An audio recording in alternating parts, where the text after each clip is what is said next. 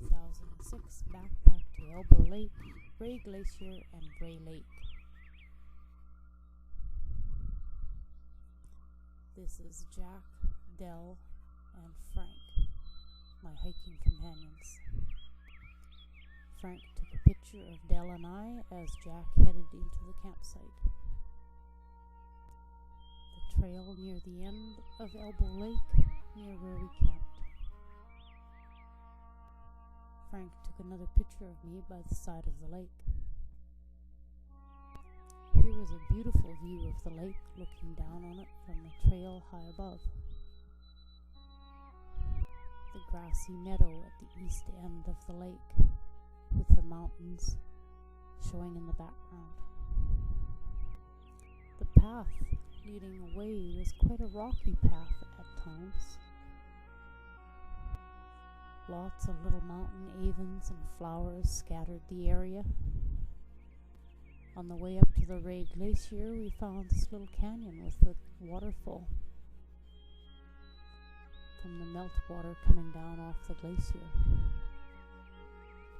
Looking to the east, there was this little channel of snow and water coming down through a little ravine. More wild flowers. Jack paused to examine something along the trail edge.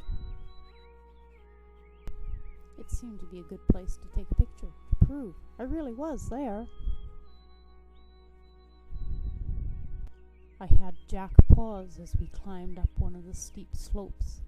It made a good picture with the slope and the mountain in the background.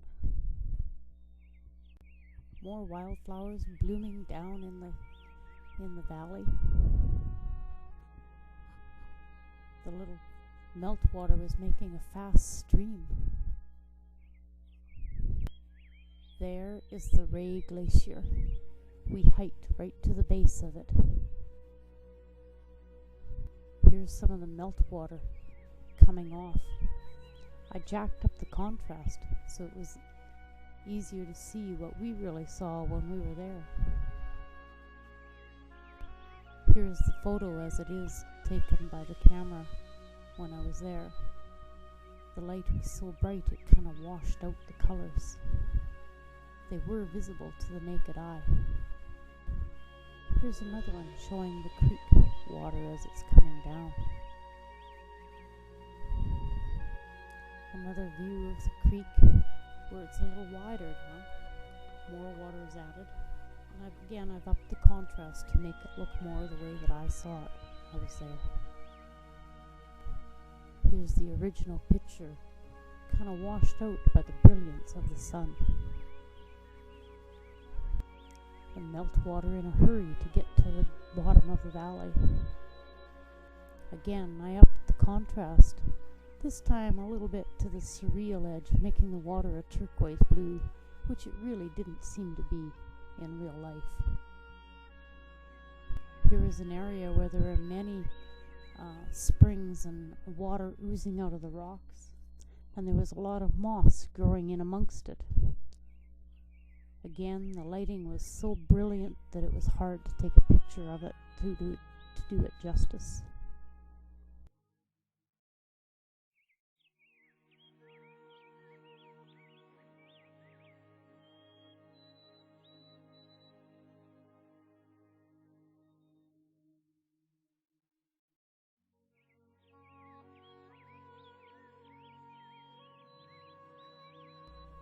This is the very base of the Grey Glacier with the little pond of meltwater at the base, and then the final ridge of snow and the final moraine before the water would make its way to the creek and down to the lake. Jack climbed up some of the snow to see if he could ski down it with his shoes. Looking back at the glacier from the top of the ridge going to the mountain to the east. Here's Jack. He's finally made it to the top and he's trying to ski down. It didn't work though. It just wasn't slippery enough. Meltwater again oozing out and flowing between the rocks, and some mosses and small plants growing, taking root there. The mosses were a nice brilliant color. Here is the view from the ridge high to the east of the Ray Glacier, looking between the mountains and the valley toward the highway and Pocatera Ridge, which I later climbed. The view back toward the Ray Glacier, you can see Jack and Frank making their way up the slope. Here's a scattering of snow to the east of the Ray Glacier in another little gully in the mountains. The wildflowers are profuse and very beautiful. I especially love the moss camium, flowering in compact little tufts covered with brilliant flowers everywhere you looked. Dell and I had scrambled way high on this ridge. Dell went even farther up than me. If you look closely, you can see Frank partway down the slope in the open area.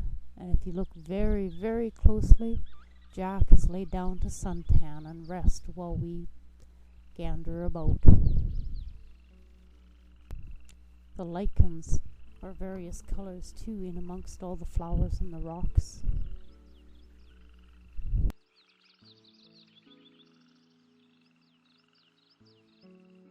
This was an interesting rock, just the way that it was all washed and cut out. It looked like it had been carved, and yet it was in the natural form and laying in its natural state.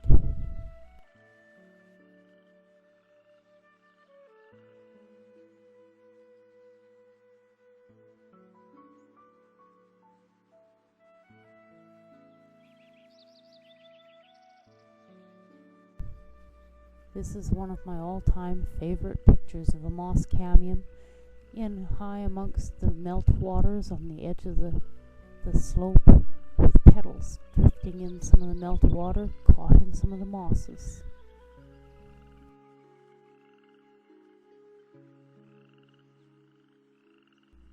Here's the little canyon as seen from below it.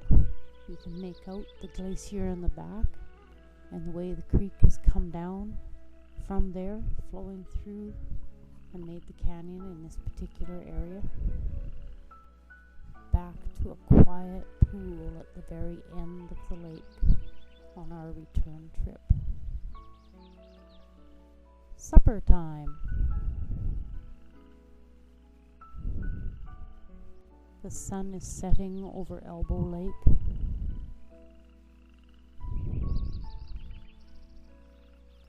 The shadows are moving in.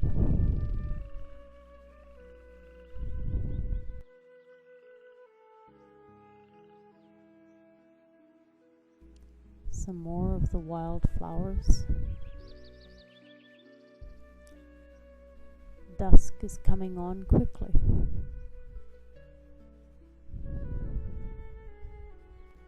The next morning we discovered a deer right in the campground. Glacier lilies abounded everywhere. It was just solid mats of them under the trees in places. This is the valley we hiked up the following day. Prime bear country. We stop at the far east end before the valley swings around and we start heading south. There's a pass there. It's another trail we could hike on another day. I'm amazed by the number of wild crocus that are around to be seen. Their beauty is awe-inspiring, and we just don't see them out on the prairies any longer. It's a shame. This is Ray Creek, gushing and rushing as it's making its way away from the lake, down to the valley. We followed it upstream to the lake. It was a very pretty little creek.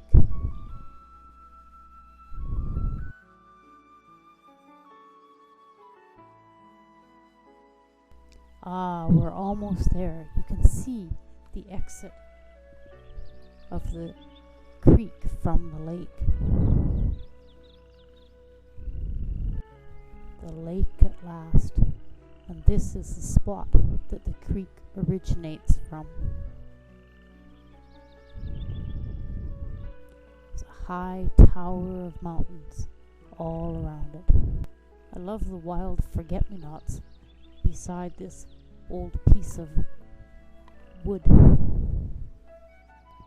This is Ray Lake, as seen from the ridge to the east of it, as we circle around on our return portion of the trip. This is the ridge that I climbed to get that picture. It's just a mass of wildflowers all the way up. Another stop to look back at the lake.